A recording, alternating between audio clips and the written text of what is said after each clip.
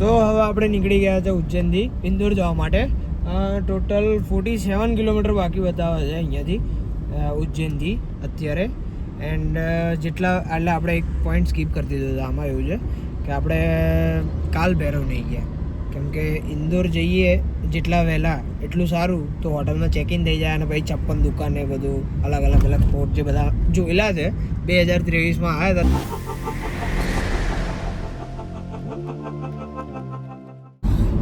તો ત્યારે આ બધું જોયું હતું, એટલે આજે હવે ફરીથી ઈચ્છા છે કે ભાઈ 56 દુકાન ફરીથી જોઈએ. એટલે સ્પેશિયલ ઇન્દોર જઈએ છીએ, કેમ કે ત્યાંનો ટેસ્ટ ફૂડનો ગજબ.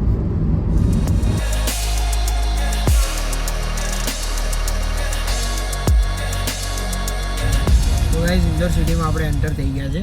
એન્ડ 5 કિલોમીટરમાં 22 મિનિટનો રસ્તો બતાવે છે. કેમ કે ટ્રાફિક છે. જો 6 કિલોમીટરમાં ટ્રાફિક બી એટલો જ આજે, કેમ કે આજે ઉત્તરાયણ છે તો ટ્રાફિક તો ઓબ્વિયસ રહેવાનું જ.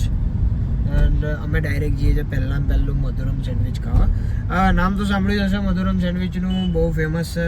ઇન્દોરની તો ફેમસ જ છે, આખા ઇન્ડિયાની ઓલ ઓવર ઇન્ડિયામાં ફેમસ છે મધુરમ સેન્ડવિચ.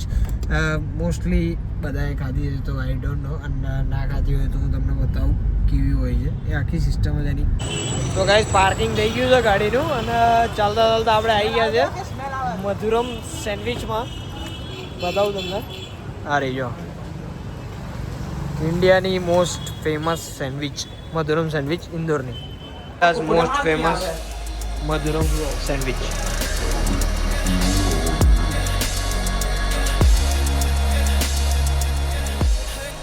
લોકેશન જોઈતું હોય તો હું કહી દઉં, શીશ મંદિરની સામે, એટલે કે સામે તો નહીં પણ ક્રોસમાં છે મધુરમ સેન્ડવિચ. આ રહી આખી મધુરમ સેન્ડવિચની શોપ અને બાજુમાં છે, એનો તમે અંદર જઈને બી ખાઈ શકો. તો સેન્ડવિચ તો ખાઈ લીધી ગાઈસ, પણ એક બહુ મોટો ખતરનાક લોચો થઈ ગયો છે. એ અહીંયા આવીને જોયું ત્યારે ખબર પડી કે ભાઈ પંચર. જો તો આ પંપ કાઢે છે, આ પંપ કાઢીને હવે હવા ભરવાની ટ્રાય કરીએ. જો ભરાઈ જાય તો આપણે જો પંપ હતો ઓલરેડી, એટલે આ ગાડી જોડે આવ્યો જ તો હવે છે અત્યારે કામમાં આવી ગયો છે. બજારમાં વચ્ચોવચ્ચ છે અત્યારે, મધુરમથી આગળ ચોકડીએ. તો હવે જોઈએ, કેમ કે પાયલોટ ડ્રાઈવર અમારા પાર્થિવ પટેલ ગાડી ચલાવતા હતા, એટલે અમને ખબર ના પડી કે ભાઈ પંચર પડી ગયું. પેલા રિક્ષાવાળાએ કીધું ત્યારે ખબર પડી પંચર પડી ગયું, એટલે પહેલાં સેન્ડવિચ ખાધી અને હવે પંચર કરીશું રિપેર. એટલે હવા ભરીએ અત્યારે તો, અને બહાર નીકળીને માર્કેટની બહાર નીકળીને આપણે હવા પંચર કરાવી દઈએ. તો ગાઈસ ફાઇનલી એક પંચરવાળો મળી ગયો છે આપણને, અને પંચર બનાવીએ છીએ, ચાલુ કર્યું છે. મશરૂમ પંચર બનાવવું પડશે, કેમ કે સાઈડમાંથી પંચર જે હતું બનાવેલું એમાંથી હવા નીકળે છે, એટલે મશરૂમ પંચર બનાવવું પડશે અમને એવું કીધું. તો મશરૂમ પંચર બનાવી દઈએ તો આપણે પાછું છેક અમદાવાદ સુધી આપણને કોઈ ઇસ્યુ આવે નહીં, કેમ કે કાલે જવાનું છે આપણે ઓમકાલેશ્વર. એટલે એ 100 કિલોમીટર છે, 100 કિલોમીટર પાછું આવવાનું, પછી ઇન્દોરથી પાછું 400 કિલોમીટર અમદાવાદ જવાનું. એટલે એ પ્રમાણે મશરૂમ પંચર બનાવવું ઇઝી રહેશે, તો બનાવીએ છીએ.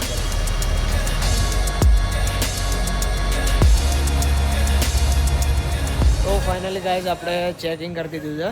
આ છે હોટલ ન્યૂ સુંદર. એટલે આ એ જ હોટલ છે જે 2 વર્ષ પહેલાં રોકાયા હતા, અને આ હોટલ સારી એવી ફાઈ ગઈ છે આપણને. તો એટલે આપણે આ જ હોટલમાં રોકાઈએ છીએ. તો તમને રૂમ બતાવું ચલો. હા, કંઈક આપણું સેટઅપ છે આવું, જેમાં આપણે હોલ્ડ કરીએ અને અમે અલ્ટોનો મિરર લગાવી દીધો છે, જુગાડે છે. તો આ છે આપણો રૂમ, તમને બતાવું. તો અહીંયા આવા ઘણા બધા એસ્થેટિક મિરર્સ છે. આ બી બહુ મસ્ત મિરર છે. તો અહીંયા બી મેં ગઈ ફેર ફોટો પડાવ્યો હતો. ઇવન લિફ્ટમાં બી અહીંયા મિરર્સ છે, તો એવી છે. આ આપણી પબ્લિક બધી થાકીને ટૂસ થઈ ગઈ છે. એ કંઈ હેલો નહીં થતું, ફૂલું નહીં થતું, એક બેના રહી ગયા. એન્ડ આ છે આપણો રૂમ, અને આ ટ્રાવેલ બેગ લઈને આવ્યો, જાણે માઉન્ટેન ક્લાઇમ્બિંગ કરવા જવાના હોય. એન્ડ આ છે મિરર. અહીંયા બહુ બધા મિરર, એટલે જય ભોલેનાથ, હર હર મહાદેવ. એન્ડ આ બાથરૂમની લાઇટ ક્યાંથી જાય ભાઈ? ઓકે. અને આ આપણો કંઈક લુક, અને આ આપણું bag. Bro, this is my bag. Short and sweet. તો આ આપણી હોટલ. હા ચલો, બાલ્કની રહી ગઈ ભાઈ પાર્થિવ પટેલની. એન્ડ એમના લીધે જ આપણે ગાડી પંચર પડ્યું છે, એ તો બરાબર છે, પણ બાલ્કની નહીં સારી ભાઈ, બાલ્કની નહીં સારી. ગાઈસ એક ગજબ સીન થઈ ગયો છે કે જય પટેલ ઓફિશિયલ હાલ હજી તો એન્ટ્રી ચેકિંગ લીધી હતી આપણે હોટલમાં અને જય ભાઈ લોક થઈ ગયા હતા. જો આ ખુલતું જ નથી. તો જોઈએ ખુલે તો કે નહીં ખુલતું.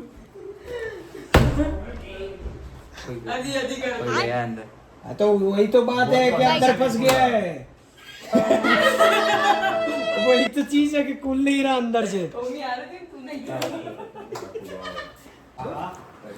તો ફાઇનલી જય બહાર આવી ગયો છે. અનલોક કરી દીધો આપણે દરવાજો અને આ હોમી જાય છે. હવે જોઈએ આ શું થાય છે. હોમી ફરીથી લોક થાય છે કે નહીં, આ સસ્પેન્સ રહેશે ગાઈસ. તો ગાઈસ આગળના વિડીયોમાં જે સપોર્ટ આપ્યો એના માટે તો પહેલાં તો થેન્ક્સ. એન્ડ આ વિડીયોમાં કે આ વ્લોગમાં પહેલી વાર આવ્યા ચેનલ પર તો સબસ્ક્રાઇબ કરવાનું ના ભૂલતા. લાઈક કરજો વ્લોગને એન્ડ કમેન્ટ કંઈ ના કંઈ કરતા જજો. Keep loving, keep supporting. Thank you guys.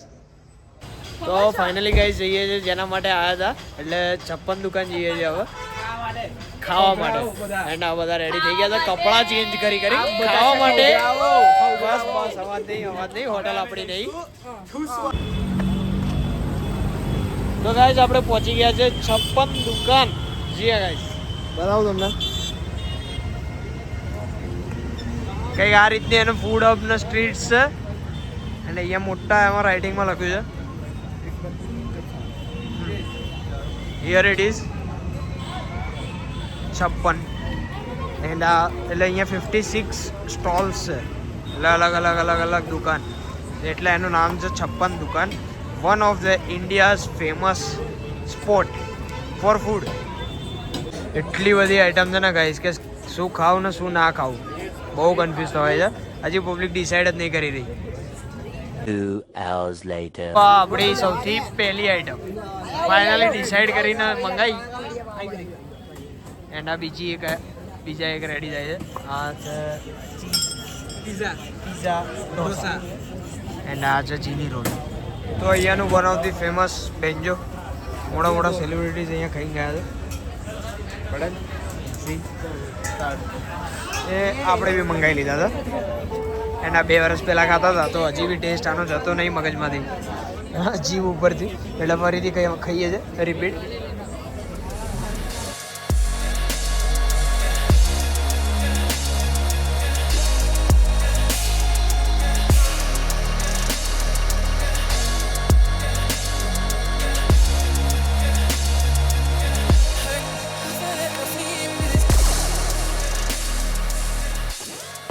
બાકી રહી ગયું આપણે તો હવે મંગાવીએ છીએ ફરેરો રોચર તવા આઈસ્ક્રીમ અને બીજું એક છે ફ્રૂટ એક્ઝોટિકા.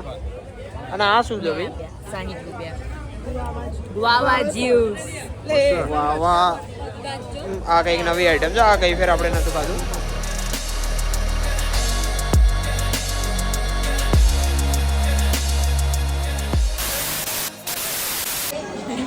તો ગાઈઝ આપણે આવી ગયા છે હવે સરાફા બજારમાં. રી એન્ટ્રી કરી છે એટલે આ ટ્રીપની પહેલી એન્ટ્રી લાસ્ટ વીકમાં કરી હતી. એન્ડ આ છે કંઈક સરાફા બજાર. બતાવું તમને.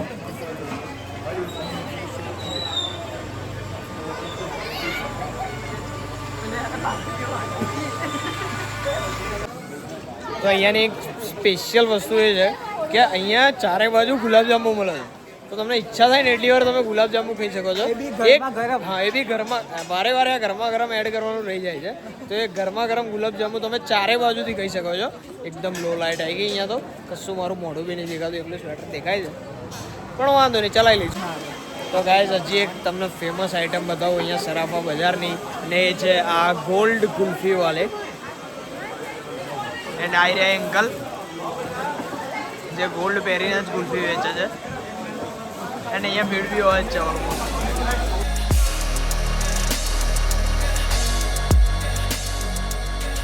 તો ભાઈ આજનો દિવસ પૂરો થયો. ફાઇનલી રૂમ પર આવી ચૂક્યા છે.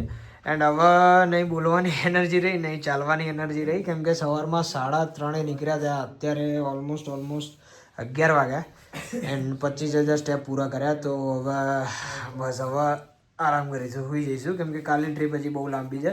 કાલ સવારમાં નીકળવું છે ઓમકાલેશ્વર જવા માટે. તો એ પ્રમાણે 6:30 ઉઠી જવું પડશે એટલે નીકળી જવું પડશે. ઉઠી તો વહેલું પડશે એનાથી વહેલું એન્ડ પછી નીકળી જઈશું. જોઈએ હવે તો વિચાર છે વ્લોગ હવે 2 પાર્ટમાં એડ કરું. આ પાર્ટ 1 અહીંયા પૂરો કરીશ કાં તો એન્ડ એવું નહીં કરું તો એનાથી પહેલાં પૂરો કરી દઈશ. પણ જો અત્યાર સુધી વ્લોગ અહીંયા સુધી વોચ કરો છો તો સબસ્ક્રાઈબ કરવાનું ના ભૂલતા મારી ચેનલના. And thanks for supporting me and thanks for loving me. Keep loving, keep supporting. Thank you guys.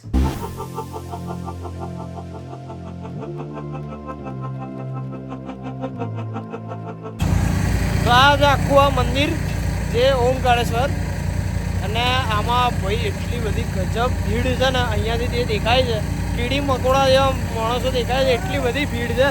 બતાવું તમને, જો ત્યાં પબ્લિક દેખાય લાઈનમાં, એટલી બધી પબ્લિક છે ને. જો હવે આ સી ખબર શું થશે, હવે દર્શન થાય કે નહીં થાય એ બી ખબર નહીં.